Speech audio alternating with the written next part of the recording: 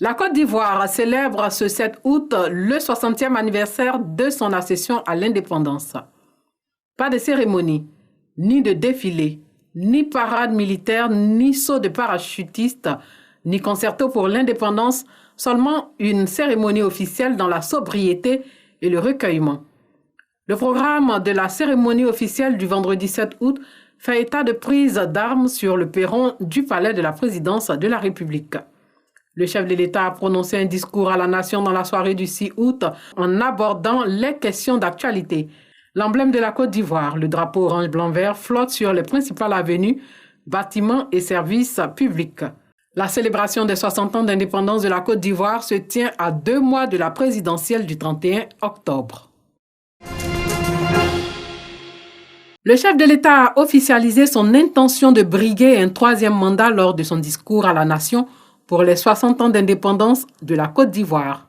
Le risque que tous les acquis après tant d'efforts et de sacrifices consentis par toute la population soient compromis. Le risque que notre pays recule dans bien des domaines. Tout cela m'amène à reconsidérer ma position.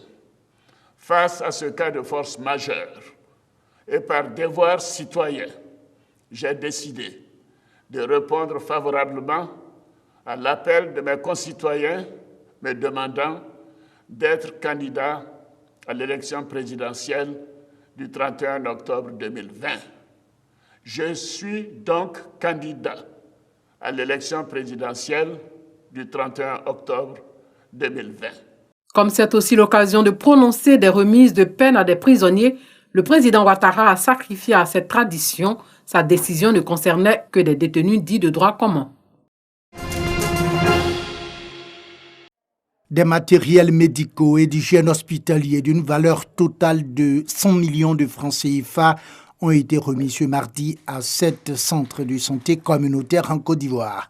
Je pense que ces dons sont bien arrivés parce que nous sommes dans un centre qui s'occupe de la communauté autour de nous. On fait beaucoup plus de social. Donc, du matériel nous permettra d'augmenter nos capacités de prise en charge. Mais surtout les masques, s'il y en a, ou bien le liquide hydroalcoolique, nous permettront d'élargir le champ de nos aides. Ces 7 centres de santé communautaires au nombre desquels le centre de santé Ange Gardien à Bobo, le centre de santé missionnaire Villa Regia Yopougankouté ont bénéficié de ce don. Ce projet, conçu par la Fondation AVSI et bien d'autres organisations, est financé par la Conférence épiscopale italienne. Il y a ce que nous appelons un système de suivi et évaluation qui a été mis en place pour pouvoir faire le profilage sur la durée de tous ces équipements qui ont été donnés.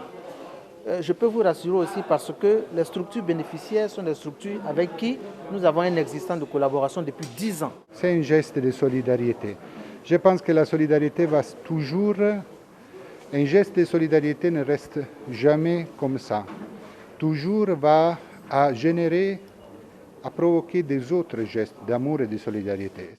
La Fondation AVSI est une organisation internationale fondée en 1972 en Italie. Sa mission, soutenir le développement humain dans les pays en développement à travers l'éducation et la promotion de la dignité de la personne humaine. Des photographes et caméramens de la commune de Cocody immortalisent leur participation à cette opération de don de sang initiée par la Fédération des esthéticiennes dynamiques de Côte d'Ivoire. Leur mot d'ordre, donner de leur sang pour sauver des vies. Je suis très heureux de pouvoir, une fois dans ma vie, sauver quelqu'un qui en souffre. C'est pour cela que j'ai décidé de donner mon sang. Il n'y a pas de moyen de pouvoir donner la pour Covid, mais si je donne mon sang, vraiment, c'est une grande plaisir pour pouvoir sauver la vie. Cette mobilisation de ces artisans répond aux besoins croissants de poches de sang dans les centres de santé, un besoin exacerbé par la crise sanitaire. Nous sommes encore toujours dans l'élan de la solidarité. On a besoin de sang pour sauver des vies. Et beaucoup de gens perdent la vie par manque de sang malheureusement. Cette opération de don de sang est réalisée par une équipe du Centre national de transfusion sanguine. Objectif, récolter 1000 poches de sang durant cette opération. 40 volontaires de la mission islamique Ahmadiyya et de l'ONG Humanity First en pleine opération Grand Ménage au quartier Pays-Bas de Yopougon-Jesco. Objectif, assainir le cadre de vie des populations et les sensibiliser à garder leur environnement propre. Pour la commémoration de cette semaine nationale de la propriété, en tant qu'ONG caritative, il est réellement de notre devoir de participer à cette semaine. Donc, le site que vous voyez derrière nous, en réalité, c'est une voie. Mais malheureusement, il a été colonisé par des ordures. Donc nous mettons à la tâche ce matin pour la déblayer. Et j'ose espérer qu'après ce coup de balai, les responsables de la communauté vont essayer de causer avec les riverains, dans le sens qu'ils ne puissent plus recoloniser encore ce site. La propriété, ce n'est pas l'affaire du gouvernement seulement. La population doit participer à 80, je peux dire à 98%, puisque la saleté, c'est fait par la population. Et nous voyons souvent des gens, ils prennent le poubelle dans les caniveaux, ils vont y jettent. Alors qu'il y a des dépotoirs d'ordures mis spécialement par les agents municipaux. Donc si tout le monde, la population respecte cela, alors déjà nous avons la propriété à 98%. Et les 2% maintenant qui restent, les services d'hygiène maintenant qui ramassent les ordures et trouver là où on doit déposer. Plusieurs actions caritatives ont été menées par l'association Ahmadiyya au profit des populations du quartier Pays-Bas de Yopougon-Jesco, dont une école primaire.